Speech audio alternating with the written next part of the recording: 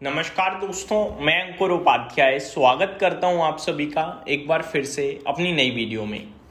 दोस्तों, भारतीय बाजार में आज 24,000 का लेवल ऑलमोस्ट स्क्रीन पे खड़ा है। 24,000 हम लोग पार भी कर सकते हैं और अगर 24,000 पार हो गया ना तो बहुत ही स्ट्रॉन्ग साइन हो जाएंगे, क्योंकि कल आपकी एक्सपायरी है। एक्सपायरी से पहले कॉल राइटर पूरी तरीके से ट्रैप्ड है।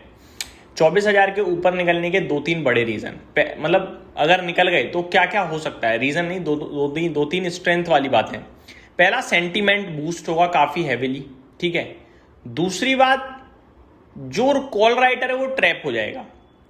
और ये दो चीजें इतनी पॉजिटिव है कि 24,000 से 24,200 खींच सकती हैं, वन साइडेड। तो सबसे पहले तो मैं आप लोगों से कहूंगा कि 24,000 पे ध्यान दीजिए। अगर 24,000 का लेवल पार होता है तो आपको यह मान के चलना है कि बाजार 24,200 जाने को तैयार है। अब दूसरी बात, मार्केट चल रहा है, आपको कहां पे ध्यान देना चाहिए। देखो, कच्चा तेल जब जब घटेगा ना हैविली, तो फायदा होगा पूरी कच्चे तेल वाली इंडस्ट्री को और फायदा होगा बैंकिंग फाइनेंशियल्स को, क्योंकि इकोनॉमी को स्ट्रेंथ मिलेगी। तो कच्चा तेल अगर स्ट्रांगली नीचे जा रहा है या स्ट्रांगली ऊपर जा रहा है तो दो सेक्टर पॉजिटिव और नेगेटिव लेके चलो। एक है बैंकिंग फाइनेंशियल और एक है कच्चे तेल वाली कहानी पूरी। अब जैसे कच्चा तेल 5% नीचे खड़ा है इस समय, $98 प्रति बैरल। ये $95 हो जाए मान लो, तो बैंकिंग फाइनेंशियल्स और रॉकेट हो जाएंगे और आईओसी, बीपीसीएल, एचपीसीएल इन्हें और फायदा होगा। और नुकसान किसे होगा? ओआईएल, ओएनजीसी को। ये हमेशा याद रखिएगा। और आपको मैं बताना चाहूंगा, वहीं ये कच्चा तेल $103 हो जाए या 105 हो जाए तो फिर बैंकिंग फाइनेंशियल गिरेंगे, तीनों ओएमसीज गिरेंगी, आईओसी, बीपीसीएल, एचपीसीएल। साथ ही साथ paint stock, tyre stocks, chemical stocks, इनके लिए भी परेशानी बढ़ेगी। अब अगर डील की बात कर रहे हैं हम, तो फिर हम यही सोचेंगे कि कच्चा तेल और नीचे जाना चाहिए। तो ये मेरी तरफ से आपके लिए कच्चे तेल के लेकर अपडेट हो गई। अब आता हूं मैं स्टॉक्स के बारे में। दोस्तों, अगर कच्चा तेल नीचे जाता है डील होने की वजह से थोड़ा और $95-90 के पास, तो मैं आपके साथ कुछ स्टॉक्स शेयर करना चाहूंगा। दिग्गज स्टॉक्स हैं। पहला नाम है श्रीराम फाइनेंस। 964-65 पे है, काफी हैविली टूटा हुआ है। ऊपर $1,100 का हाई लगाया है इसने। मेरा मानना यह है कि ये 964-65 पे बहुत ही अच्छा भाव है इन्वेस्ट करने के लिए। अगर कोई करना चाहता है तो इन्वेस्टमेंट पर्पज से प्योर एंड प्योर 965 से आप नीचे 940 तक एक्यूमुलेट करते रहें। दोस्तों, कुछ बिग ब्रेकिंग आ रही है एनबीसीसी की तरफ से।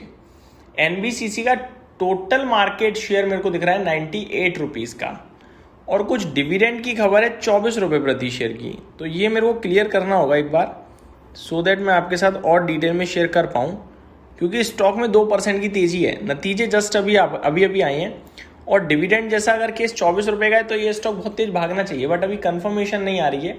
हेडलाइन तो मैंने देखी है, बट अभी मेरे को क्लियरिटी नहीं मिल रही है। मैं डिटेल आपके साथ शेयर करूंगा अगली वीडियो में, बट अभी मैं कंफर्म नहीं हूं, इसलिए मैं यहीं पे रोकता हूं इस अपडेट को।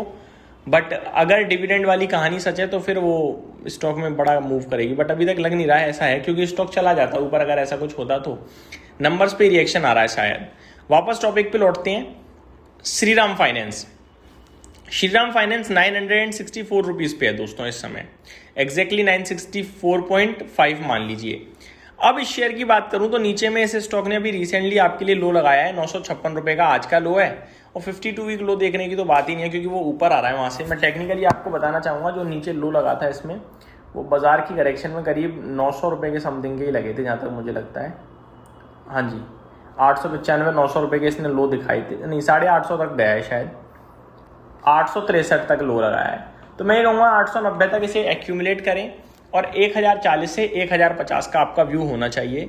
फाइनेंशियली फंडामेंटली बहुत स्ट्रांग है, आप सभी को बताइए। रिसेंटली इसमें MUFG ग्रुप ने भी इन्वेस्ट किया ही है, बड़ा इन्वेस्ट किया है, बड़े भाव पे किया है। तो ये स्टॉक मेरे को कमाल का लगता है, जहाँ पे आप जरूर ध्यान दे सकते हैं। दूसरा है दोस्तों इटर्नल, 248 पे। मैंने नीचे भी आपके साथ 232 पे डिस्कस किया था, 245 पे भी किया था, अभी फिर से कर रहा हूँ। 275, 300 मेरे को लगता है ये स्टॉक भी कभी भी जा सकता है, और लॉन्ग टर्म का विजन रहेगा तो ये और ऊपर भी जा सकता है, क्योंकि इसके धंधे में तो कोई दिक्कत मुझे दिखती नहीं है। तो इटर्नल भी आपके लिए अच्छा लगता है इस भाव पे, माफ कीजिएगा, इस भाव से। तीसरे स्टॉक की तरफ बढ़ते हैं आगे दोस्तों, जियो फाइनेंशियल सर्विसेज। बड़े लंबे समय से एक तरीके से आप अंडर परफॉर्मेंस भी कह सकते हैं, 242 रुपीज़ पे है। मेरा मानना ये है कि ये स्टॉक भी आपको 250, 55, 60 ये लेवल्स है मिनिमम साइड पे, और जब इसमें मार्केट के साथ अगर मूव आया तो पहला लेवल मैं आपके साथ शेयर करना चाहूँगा 300 रुपये के समथिंग का, जहाँ ये स्टॉक पहुँच सकता है। लेकिन अभी इसमें या तो टाइम लगेगा या थोड़ा सा और डिप आ सकती है, क्योंकि अभी मार्केट के ऑफ रडार हो गया है ये स्टॉक, ज़्यादा इन्वेस्टर्स इसे प्रेफर कर नहीं रहे हैं, इसलिए थोड़ा टाइम भी देना पड़ सकता है इसमें, ये भी मैं आप सभी के साथ कहना चाहूँगा।